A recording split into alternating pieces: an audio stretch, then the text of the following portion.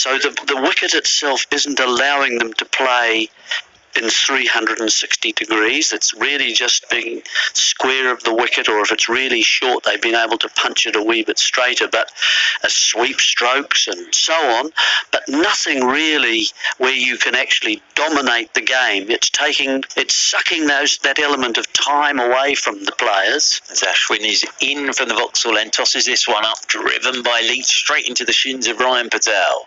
And so it can kind of become a bit of a hard watch after a while, can't it? I mean, I'm sure people sitting around the ground have said, well, it's very pleasant, at least it's pleasant. As Ashwin is in once more. Now hello, that one has turned, and forward goes Leach, and a bit of bounce as well there for Ravi Ashwin, and into the gloves of Jamie Smith. Well, if that was happening more often, you'd think there would be a bit more happening in the match, but when I say things happening, there's neither runs nor wickets. There's driving. Again, it's Leach, and that smashes into the shins of Ryan Patel at silly point. Actually, I think that's hit him on the side of the knees. At silly point is Ryan Patel. He's got that padding on. They wear wicket keepers' pads there, don't they? But that one, I think he's okay, but I think that one's smashed into the side of his knees. All right, just looking at the live stream, he's up again. Rory Burns wanders over with a hand on his back with a smile on his face, but Ryan Patel has as well. I just think he should be squarer. I don't think that position there of trying to take a little catch it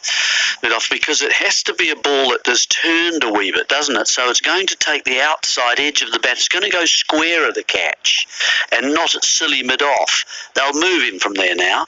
But, I mean, he's got to go square, and he won't get hit in that same way. It would have to be a cut. And I don't think that Ashwin's going to drop too many short, but he is going to get driven if he wants to keep pushing the ball up to try and beat the outside edge and get a catch to slip or maybe to point. So I think he's really, it's safer, and B, I think it's more likely where the catch and the chance is going to go. Well, it's Alex Taisho, Surrey's physio, who is a fine figure of a man, Mr. Coney, was making his way down the steps, but then was sent back.